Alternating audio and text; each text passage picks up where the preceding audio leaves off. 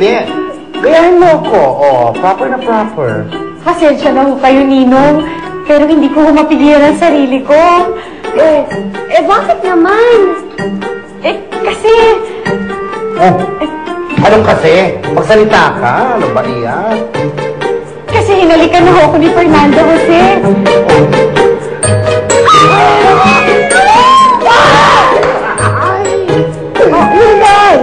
Akala ko ba bawal tumili? Ay, sorry.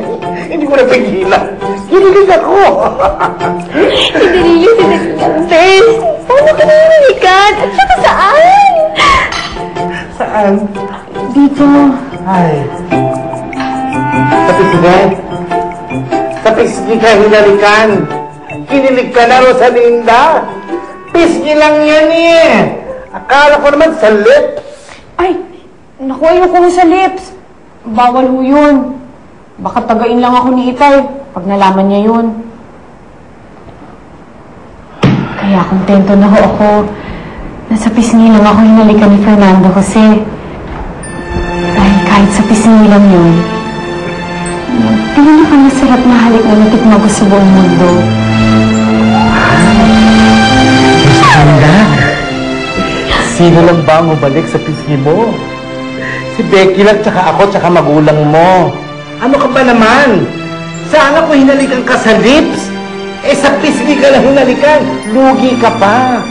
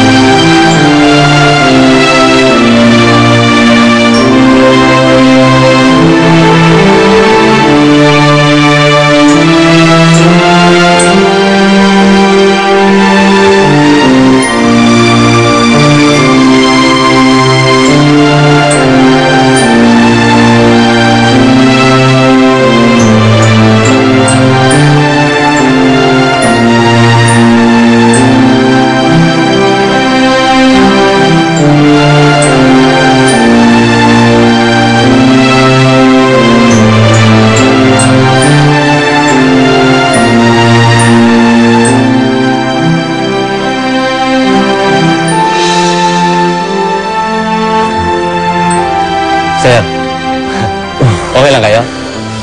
Julio, ikaw pala yan. Ngayon lang ako napansin dito. Samantalang ako, kapansin-pansin ko yung mga ngiti nyo kanina pa. Tama ka, Julio. Basang-basa mo ako ngayon. Masaya nga ako ngayon. Itinatago ka, no? At bakit ka masaya ngayong araw na ito, Fernando Jose? Lalo na ngayon ang araw ng kamatayan ng iyong ama.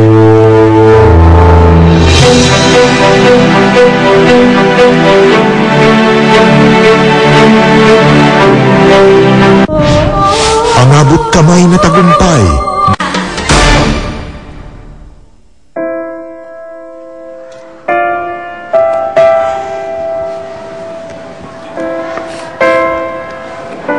Soledad, hanggang ngayon ba umiiyak ka pa? Hanggang ngayon kasi, naririnig ko pa rin ang masasakit na paratang sa akin ni Valeria. Ang sakit-sakit. Pinararatangan niya ako sa kasalanang hindi ko naman talagang ginawa. Hayaan mo na yun. Masyado lang kasing nabubulag lang yun sa galit niya kasi sa'yo eh. Hindi lang naman siya nagdudusa, Clarita eh. Alam pa niya kung gaano kasakit. Kung gaano kasakit ang malayo ako sa anak ko. Na lumaki si Rosalinda na hindi ko man lang siya nakikita. Araw-araw, gabi-gabi, lagi kong iniiyakan ang pagkakawalay namin ng anak ko. Huwag mo nalang pansinin yung mga sinasabi ni Valeria. Dahil mas hamak naman kawawa ka kaysa sa kanya, di ba? Kung sa'yo, burahin mo na lang sa isip mo ang mga pinagsasabi niya. Alam mong hindi ka dapat maging masaya ngayong araw na to. Lalo na't ito ang araw kung kung kailan pinatay ng Soledad Romero na yun ang iyong daddy. Pasensya na, Ma. Bakit ka nga masaya? May client lang. Acquired my services. My very first case. Yun yung rason kung bakit ako masaya ngayon, Ma. I'll just see you inside. Bueno.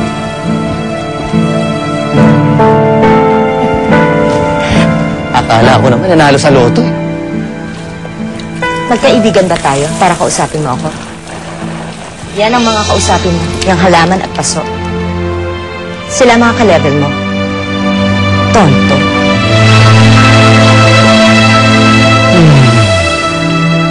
Oh, inumin mo ito para gumawang pakiramdam mo. Nay? Tay? Linda. Kamusta nga ang check-up niyo sa doktor, Nay? Maayos naman. Binigyan uli ako ng mga panibagong gamot na iinumin. Nahihiya na nga ako sa inyo eh. Dagdag gastos na naman to. Sobra na akong nagiging pabigat sa inyong lahat. Huwag niyong isipin yun, Nay. Hindi ko kayo pabigat sa amin ni Itay. Ang importante, gumaling ka, Dolores. Kaya huwag mo isipin ang gastos. Huwag na rin ho kayo mag-isip ng kung ano-ano, Nay. Ang isipin niyo yung pagpapagaling ninyo. Kunwari ka pa dyan. Gusto mo lang ituon ni Ina yung atensyon niya sa sakit niya para hindi mapansin ang panlalalaki mo. Ano bang pinagsasabi mo, Rena? Inay, Itay, yan pong magaling yung anak, may kinalala mo ng lalaki. At nakipaghalikan pa. Rosalinda, totoo ba yun? Napakaganda talaga niya, Gerardo. Kahit na ipikit ko mga mata ko, mukha pa rin ni Rosalinda ang nakikita ko. That's it, bro. Mukhang in love ka na dun, ah. Ewan ko ba kung yun nga talaga tawag mo dun. But one thing I'm definitely sure of.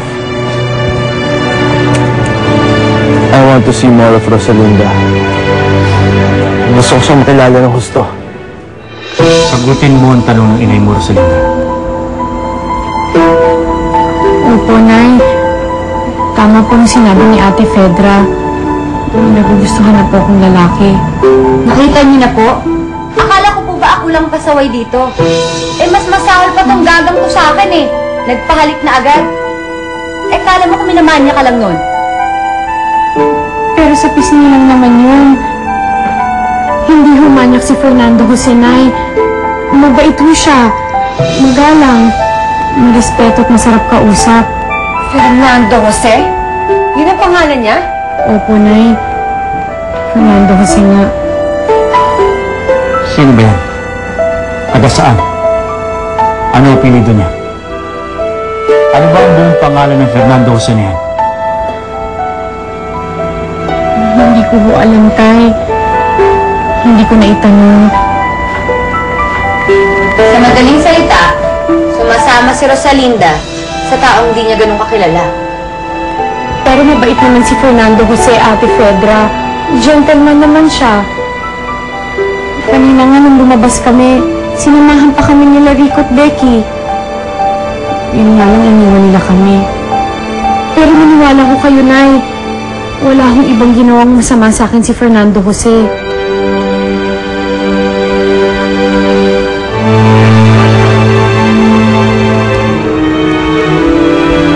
Naniniwala kami sa'yo, anak.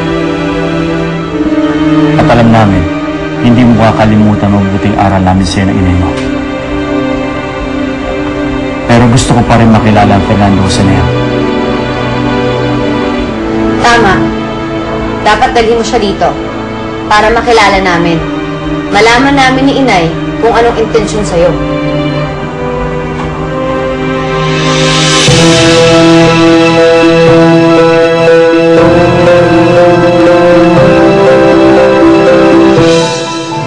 Kamusta na kayo ng Fernando Jose?